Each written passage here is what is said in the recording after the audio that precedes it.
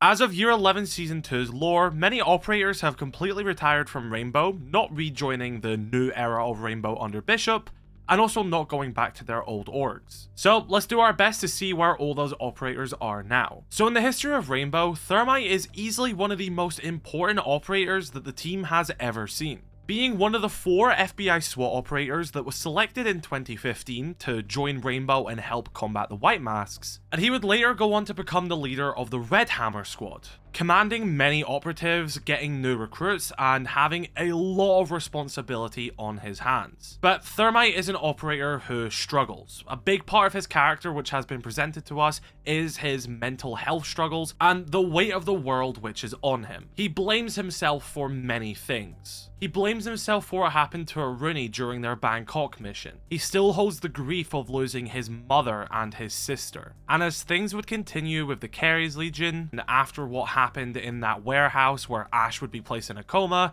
he, once again, blamed himself. He was her squad leader. Not only was one of his operators injured in the line of combat under his supervision, but that was also one of his deepest friends. And this led Thermite to go down a sort of darker path. He wanted revenge against Deimos. He wanted to stop the Carries Legion given any means necessary. Many saw him making irrational decisions, such as recruiting Fenrir. And many operators were making it clear that Thermite isn't in the best spot and he kind of needs help. Even the operator banter you may hear all the time between him and Thatcher, where Thermite asks if he wants to go for drinks after it, and Thatcher's like, again, I think drinks are the last thing you need right now. And following Rainbow's deactivation and the 2-year time jump where they're absent, Thermite, who hasn't returned, still sees himself as a failure. In Year 11 Season 1 story tab, he's talking to the essence of Harry, speaking out loud, and he says, "Be the anchors to this team.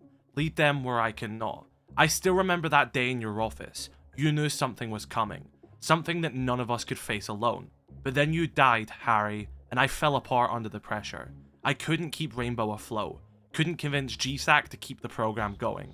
The team needed a leader, and I failed them." And in the comic book for Operation Tenfold Pursuit, we know that Thermite is just living in his family's farm in Texas. He's just not operating anymore, and I think that's for the best. So honestly, I don't see Thermite returning to either the FBI or Rainbow at any point in the future. If he does, it's going to have to be quite a long while to give him that healing that he needs, that break which he needs, because it's clear that he was going down a destructive path. So him living a quieter life is clearly what he needed, but we'll see how long that lasts for him. Twitch is another one from the original 2015 roster who is no longer back at the GIGN or back at Rainbow either. Now, we don't really have as much insight into Twitch as we do for Thermite, for example, but there was a Battle Pass quote from roughly a year or two ago from Lion, which I think explains Twitch's situation quite clearly.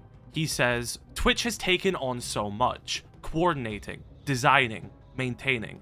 She feels responsible for Rainbow's survival." So very simply, Twitch just done a lot. She's always done so much. She's worked on gadgets. She's been on the field, like he says, coordinating, designing, maintaining. When Wolfguard were rescuing the Architect, we saw her operating alongside Doc from the control center. Twitch does a lot. So very simply, it could just be burnout. She put a lot of weight on her shoulders. She said that she feels responsible for Rainbow's survival, and that isn't in like an egotistical way, more so that she's just taken on so much that she doesn't want to fail, because if something were to happen, she's going to blame herself. So very simply, based on this one piece of dialogue from Lion, I think it's just, she just took on such a responsibility and weight and burnt herself out, and she's getting that rest which she deserves. Capitao is another operator who has decided to retire, even though Bishop did seemingly ask him to return to his new era of Rainbow, reaching out via Brava. Brava would actually say, "No,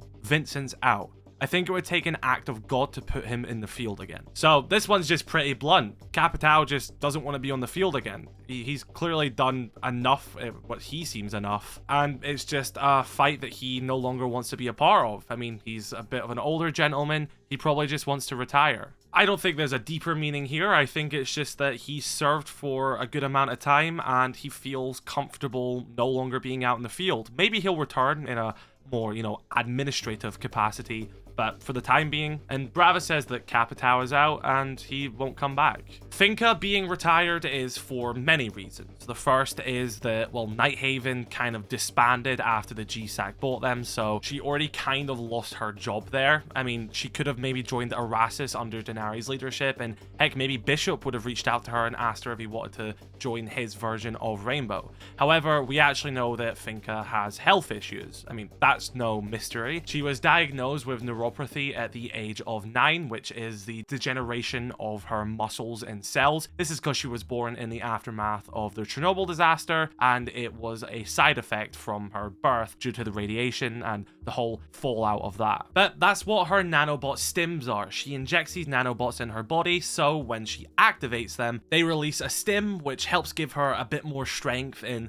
counteract that disease which is in her body. She originally joined Nighthaven to help push Seaburn research to new frontiers under Callie's funding for the Seaburn unit within Nighthaven, but we would learn that her condition would be getting worse, and that's why she retired. She would settle down with Tachanka, someone she actually used to date, and they would live together in Vladivostok in Russia. Now, Tachanka would return to the Spetsnaz and is still operating in the Spetsnaz, but not in Rainbow anymore. And we knew that Finka was seeking experimental treatments at a Soma Core clinic. And we would learn in the Year 11 Season 2 Battle Pass, when Capcan reaches out to Tachanka, that Finka is improving. So, very simply, her health issues caught up with her, and she's no longer operating, and she's taking the time to heal. As well as this, you had the other factors, such as Nighthaven's whole restructuring and stuff like that. So, yeah, health issues and the other circumstances like that has led her into a bit of retirement for the time being. Now, Mira is another extremely important operator to Rainbow. She was head of Rainbow's R&D department and was spearheading Rainbow's gadgets and many gadgets for the new operatives and secondary gadgets and stuff like that. All the equipment that Rainbow would be using, she would have a massive hand in it. Well, when the operators got the news that Rainbow was being deactivated, Zero, Sam Fisher, said to her,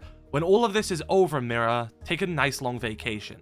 Then we'll figure out how to save the world in our own ways." And she was also talking to Hibana, and she said, "These people are my family, Hibana. I don't know who I am without them anymore." So it seems that Mira took Zero's advice and has just went on a long vacation and just taken the time away. Now, with the whole restructuring of like Nighthaven when GSAC bought them, and of course this new era of Rainbow, it seems that Rainbow is now getting its gadgets from Nighthaven Labs, which seems to be a separate asset which they've kind of broken off from Nighthaven, because of course all of this stuff is GSAC assets now. Nighthaven Labs, Rainbow, it's all owned by the GSAC. So OSA's QCR department now seemingly is the main gadget makers for Rainbow and for anything else that the GSAC has a hand in. It seems that Nighthaven Labs, led by OSA, and also IQ is there, are making the gadgets. So I do imagine if Mira ever returns, she'll probably join Nighthaven Labs, because she said that she enjoyed working with OSA, and when you put those two minds together, you create incredible things. So I think Mira coming back and then working alongside OSA and those two making gadgets together would be a very fitting thing, but it seems like she's taking that vacation time, which Zero told her to do. Now, Iana is technically retired. Well, she's retired from working with Rainbow and in that line of work. Rather, she's went back to being an astronaut. We learned that from Warden, where he says, "Last I heard, Space Girl is up there somewhere. I hope her view is better than mine." So Iana was always an astronaut. She never really was a soldier. This was something that she was kind of brought into under Harry's program, where he would bring non-traditional operatives onto the scene. So I think Iana taking that backseat makes a little bit more sense anyway, because that is more of her specialty. And again, if she was to return to Rainbow, I would see her in Nighthaven Labs alongside Mira and Osa due to their skills. And Iana created that AR overlay, which she has with her decoys and those drones and stuff like that. So all those minds, I think, are better behind, you know, a workshop rather than on the field, and I think that's the case for Iana as well. So she's technically, you know, still an astronaut, so I don't know if you want to call that retired, but they do have her listed as inactive in her bio, so I guess she still fits in this list. Now, another operator which joined around this time was Flores. Again, coming from a bit of a non-traditional background, he was actually an FBI informant who was given safeguard in LA after he had to flee Argentina due to getting mixed up in the wrong crowd. Well, around the time of Rainbow's deactivation, Flores' husband would leave him, saying, Where I'm from, a thief is a survivor, and a soldier is a threat. I thought we agreed on that. Showing that Flores' decision to join Rainbow in the first place actually caused issues with his relationship and it led to a divorce. His husband clearly has a different view on soldiers and stuff like that, and maybe ended up seeing Flores in a different light because of it. Well, Flores would return to Buenos Aires, where he was seemingly safe to return now, and I guess it was deemed safe, and he would begin living on his own. When there would be notes of Jynxzi bombings, which again would lead to the reactivation of Rainbow under Bishop more recently, the GSAC were trying to pin this on Flores, and they would actually send Brava, who the GSAC were using as a dedicated officer at this time, to investigate this. And the GSAC were claiming that Flores did this bombing on civilians as a petty revenge on a crime lord, but when Brava actually investigates this, she found that Flores didn't do this, and he's actually been looking into these Jynxzi bombings and all these different explosives around the world, showing that it's connected worldwide. Now, of course, we can assume this was the Carries Legion, as we'd see them return not long after this, but it's more the fact that the GSAC were trying to pin this on Flores, and Brava actually got disciplinary hearings and put on leave because she was defending Flores' integrity here. So when Bishop would now take over Rainbow with this reactivation, he would bring Brava into the team, saying, "I'll deal with the GSAC. I want you on the team because you stood up for what you believe is right." But Flores, he's seemingly still, I don't know, maybe following this conspiracy. Maybe in the background right now, Flores is investigating even more, and he'll re-emerge on the scene with all this evidence and show it to Bishop, for example. But from what we can see, he is still retired and on his own, but it seems like he is doing a bit of his own investigative work. Ella is an operator who can never really sit still. We've known that growing up, that she's always kind of tried new things, and she can't really operate the same way her sister does. And of course, her and Zofia did have that rift, and we saw them come together again after Hereford's destruction, and you know, that look they give each other of, "I'm glad you're safe." But there's always going to be that little bit in the background straining them. But Ella, again, same thing that happened to Finka.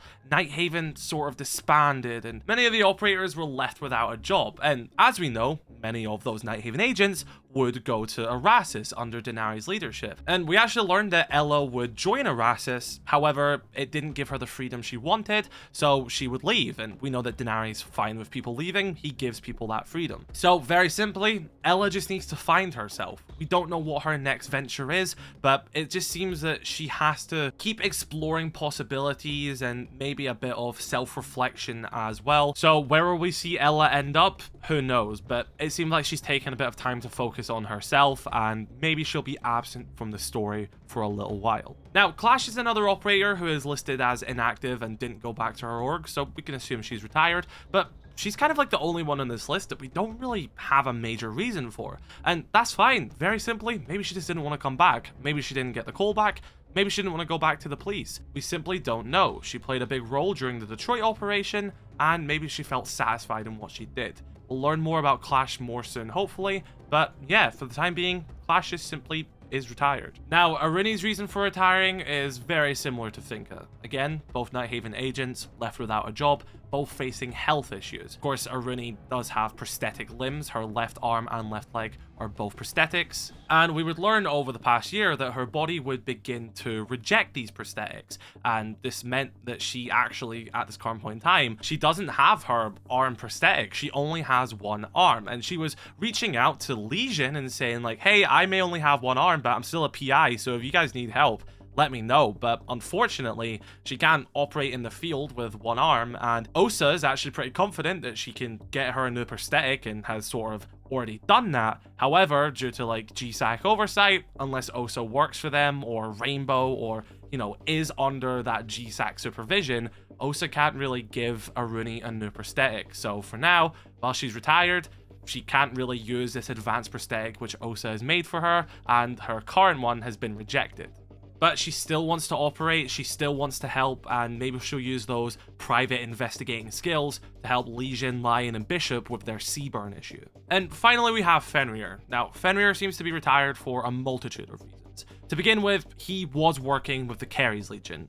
deimos was exploiting him, lying to him, tricking him, and when Fenrir found out, he would defect to Rainbow. Now, not many people would trust Fenrir, Thermite being one of them. We mentioned earlier in the video that people seen this as Thermite acting out of retaliation and desperation, but he would be let on the team and he would prove himself. Now, one of the operators that would screen Fenrir and trust him as well was Buck. Well, we would learn that Fenrir is actually hiding out in a pine forest, I assume in Canada, and Buck is actually giving him supplies. Why is Fenrir in hiding? Well, I think two reasons. The first, he could face legal issues due to his involvement with the Caries Legion. It's not a secret that he worked with the Caries Legion. The GSAC definitely know that, but within Rainbow, you kind of have a bit of legal gray area where they're a bit above the law. That's kind of what Rainbow exists to do. Although they have that overseeing committee, they do exist outside of the law to an extent. So it can be assumed that Fenrir was kind of protected, and of course he was lending his services to Rainbow anyway, so he was fine to operate. So once Rainbow was deactivated, it can be assumed that he maybe lost a bit of that immunity and maybe had to go into hiding. Or a different reason could be he knew that there were still Caries Legion cells out there and maybe they would hunt him down. He can't go back to just a normal civilian life, so again he goes into hiding. It could be any reason like that, but what we do know is that Buck is running him supplies, Buck trusted him, and Fenrir did get news that Rainbow is starting again, and if they want him, then tell them where to find him, because he's happy to rejoin. So that was a bit of an insight into the operators who have retired in Rainbow Six Siege lore, where they are now, and their current status. Let me know your thoughts in the comment section below. Let me know which one of these was your favorite. Drop a like on this video if you did enjoy, sub if you're new. I shall catch you on the next one. I love you all. Stay safe. Drink some water.